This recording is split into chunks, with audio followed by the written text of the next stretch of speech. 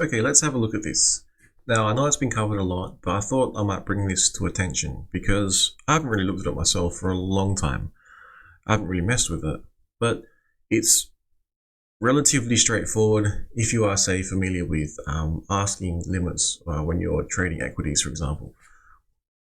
So you have a front end called Matcha XYZ, right? You have the ability to buy or sell, various cryptocurrencies, and I hope to God this thing is on Pulse Chain because that'll be awesome, or something similar. Now we have a look at the price, right? We've got 3 cents, 3.6204 cents, right? You've got if you sell 1,000, that's the amount you'll get. Now, if you look over here at the this price here, sorry, my cursor's being a little bit strange. But see that price there, right?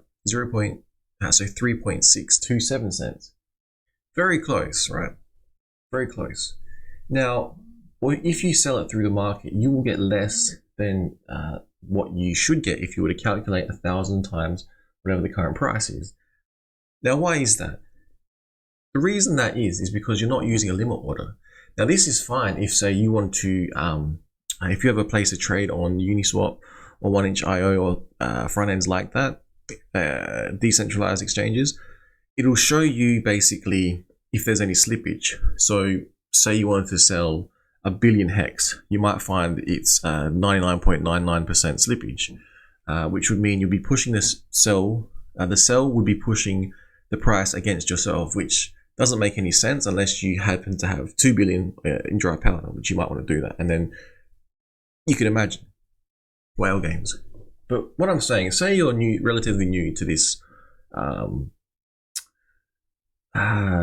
method of buying and selling or exchanging cryptocurrencies.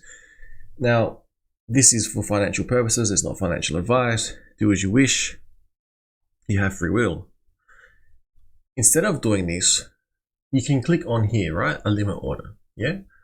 Now, you can basically key in an amount that you wish to sell it for.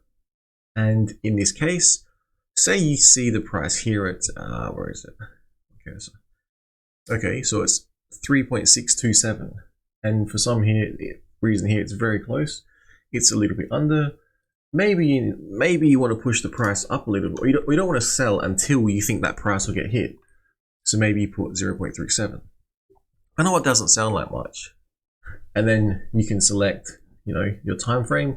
Maybe you do it for today. Maybe you do it for 3 days. Maybe you do it for a whole week. Or maybe you just do it for 10 minutes. Maybe you're like trying to move it up by like 1 pip.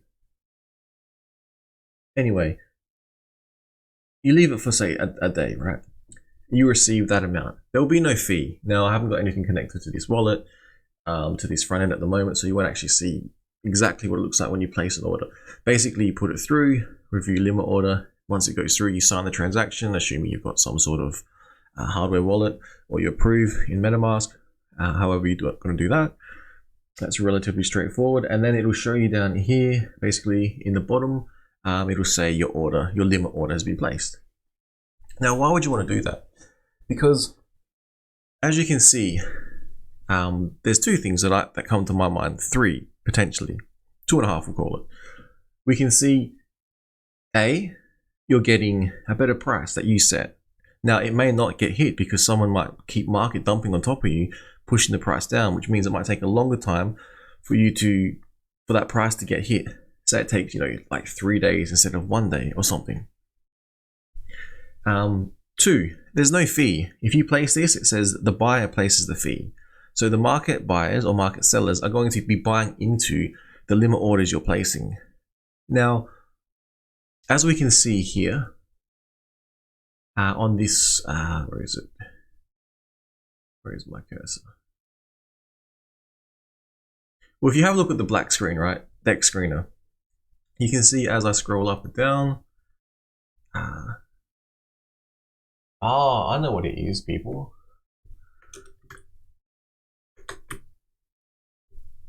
I've got 2 instances of deck screen opening.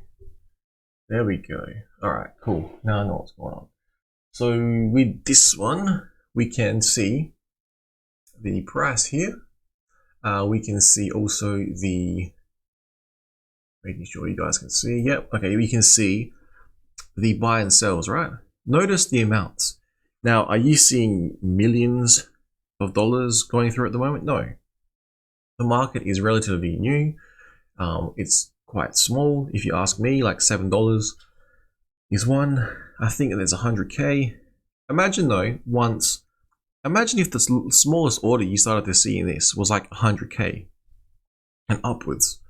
You would say, well, the market's matured a little bit more. There's more liquidity in the market. It's more mature, you know, there's more depth to it. It's more like a proper market, you know, with lots of capital behind it. So when you were doing that, it would benefit, if you ask me, to place these limit orders, because you have the ability to A, push the price up, B, get a better price, C, save some fees, you know. Now, that's pretty much all I want to cover. And I guess I'll take it through the visual opposite. Imagine if you did not have any market buyers or market sellers. They only placed in limit amounts that they wanted to sell for. So say I had HEX and no one else was market selling. You only place orders through this platform like this, or something that feeds through that as well. Would it be possible to sell any HEX below this price here? No, it would not. I mean, it wouldn't be possible. So imagine if everyone's using that, you know. But then you go, okay, well, there's one flaw to that logic. If you were, say, on the opposite end, and say you're going to change like you're buying HEX, you're paying USDC. You might say, I don't want to buy any more. I want the price to be like 369, for example. You know, I'm not going to pay any more than that. That's a bad example because that's more than the current price. Say you think it's going to hit 3.33 cents, right? So you're not going to pay your USDC until the hang on, 1,000. There you go. You're not going to pay your $33.3 because you don't want to, you know, you don't want to spend the extra money on fees. So you thought you place a limit order and you try and get some cheap HEX, you know, and you can place that in for a certain amount of time. If that was the case, you could reach a possible stalemate where people may not want to buy. And if that was to take place, and you were maybe you wanted to push the price up. Not sure why you'd want to do that. Maybe you'd place it, you know, like at a 36180. You know, you don't want to pay market. You want to get a little bit of a bargain. So that's what you do. So what would that do? Think about it. That would push down on the price, right? Push down on the price. If you paid at market, so say you didn't know how to place a limit order, you placed in a limit order and you just wanted to buy HEX.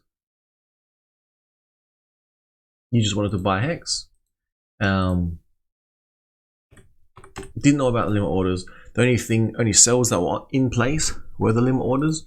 Chances are you'd be almost pushing the price up, because you'd go, okay, well, I want to sell my 1,000 HEX, and although it says here I'll get $36.